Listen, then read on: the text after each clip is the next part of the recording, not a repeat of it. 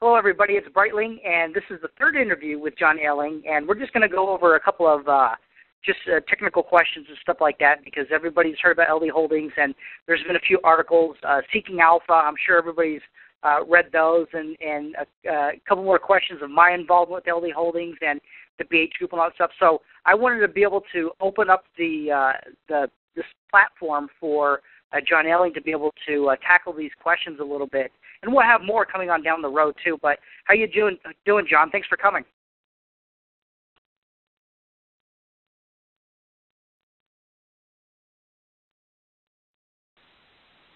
John?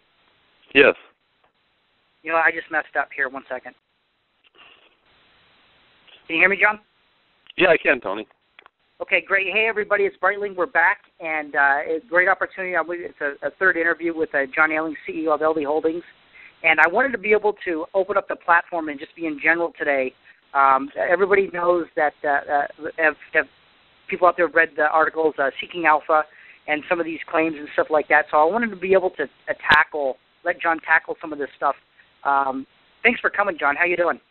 Okay, Tony. How you been?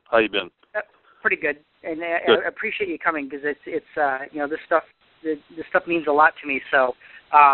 Seeking Alpha and some of these articles out there. Do you have? We'll have other shows where we can really tackle some of the stuff. But in general, do you have anything to say about that? The articles that have come out and the different types of accusations. I did not become aware of that article until I guess about a week. I don't know, 4 or 5 days after it came out. I was out on the West Coast and I didn't really see that.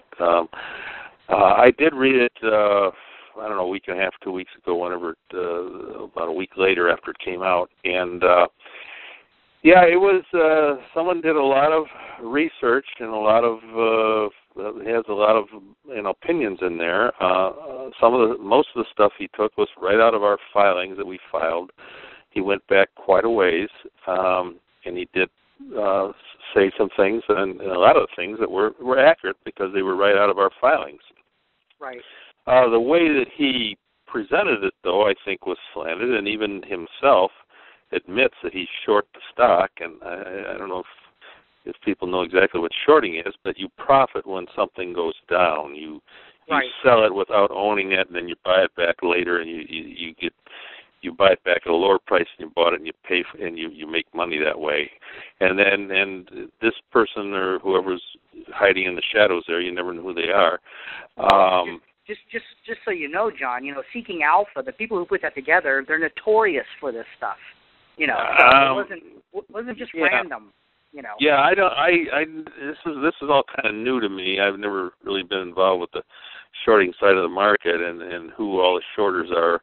But I've been told since I read it that they do these called short raids on companies.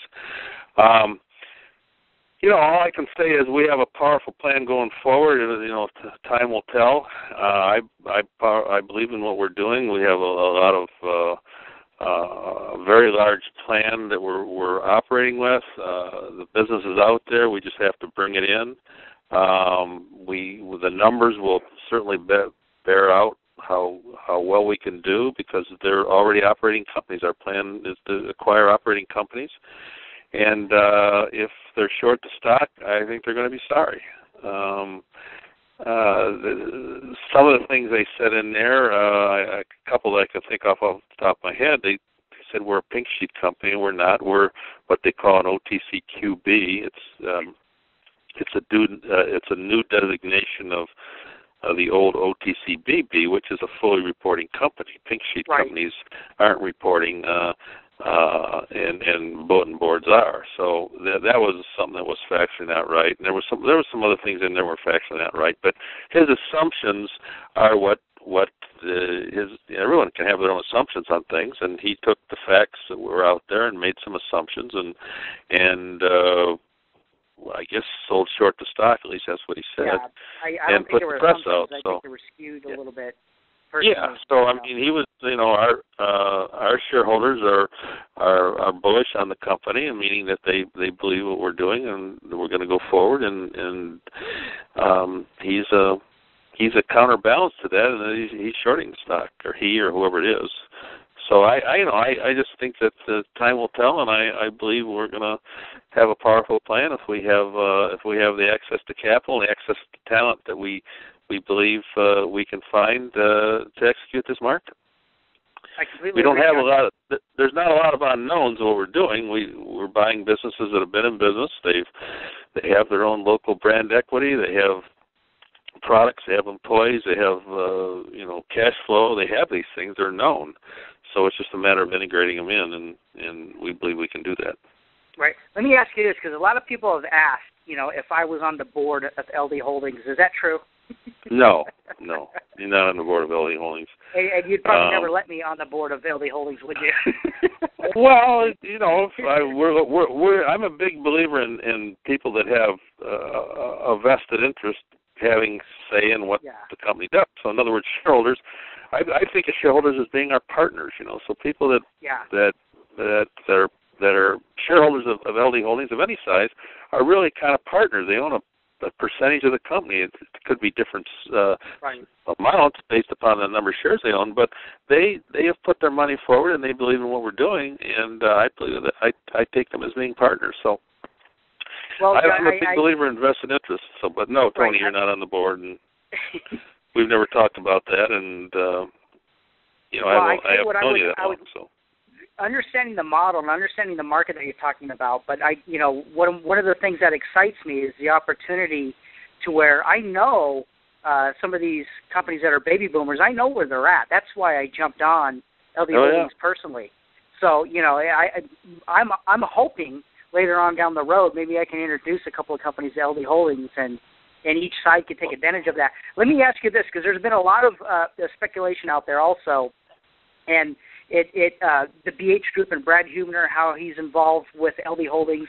There's people saying that he's on the board of LD Holdings, and a couple of it's just misinformation. It's a lot of it is sensationalism, and it's all being tied in with different articles. It's all it's just really weird how it all pulls together. But what was Brad's initial involvement with LD Holdings and what he did? Well, just to give you a little background, Brad is from the same town that I'm from in Northwest Ohio, and I've known him for probably 40 years. We went to the same college, and we played sports. He was football, I played basketball, and I've known Brad over the years. We haven't been buddy, but we've known each other and socially and sporting events and that type of thing. And Brad had the BH Group, I guess, that had a number of members or associates or whatever they call them. And I had talked to him one time about what we were doing, and he had expressed an interest and thought it was a pretty neat idea. But nothing happened for about a year and a half, and then we got together, and he says, I really like what you're doing. I think I'd like to, tell some of my members about it and get involved in a way that might be beneficial to you, and I'd like to maybe become involved somehow. And so he did go to some of his members and open up the idea of LD Holdings. But Brad is in no official way involved with the company. He does not have he's not a board member. He's not an officer. He's not a director. And LD Holdings has no business association with the BH Group at all. It was just not group, and no, they do not have an association with the BH Group, and Brad is just I think he owns a few shares in the company, but other than that, I don't think that he doesn't have any. I know he doesn't have any affiliation with the company. Right, and I know it pains us both to talk about that and stuff like that, because Brad's a friend, but we just need to make sure it was double clear what's going on, because people want to know. People have a right to know. No, transparency. That's what public companies are about, and I don't know anything really about the Dinar world that I guess he was involved with, and I read the newspapers around here, and I know I've heard him talk about it peripherally, but when we talked, it was mostly about LD Holdings, and I hope whatever happens with him on his legal situation. I'm praying that things work out, but I just don't know much about it. The whole thing. Yeah, it's fair. I just, like I said, I wanted to make sure people understood, coming from the CEO, what my position was. I believe in the investment. You know, I'm a fellow, like you said, a partner. You know what I mean? I believe in it, and I'm in it for the long term. But let me throw this out there, John. I want to be able to do a couple more interviews with you, and I want to motivate people to send in questions to you. So let me throw out the email, and then we'll wrap this up. If you have any questions, and maybe one of these days we can do an open line. What do you think about that, John? I'd be happy to talk to people. Sure, I learn things from people. Part of our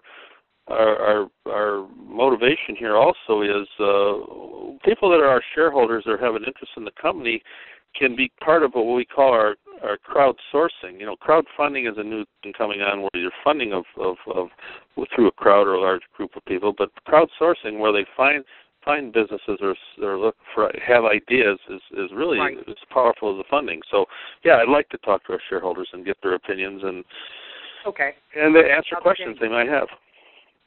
Outstanding. Let me do this. The email is info@ldholdings@gmail.com. Let us know if you got any questions or you even want to talk to John.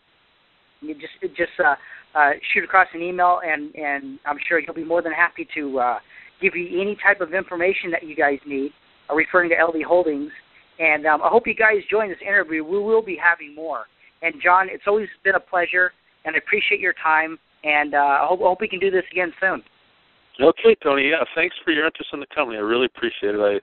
I love to talk to people who have, like-minded ideas, and it sounds like we do. So.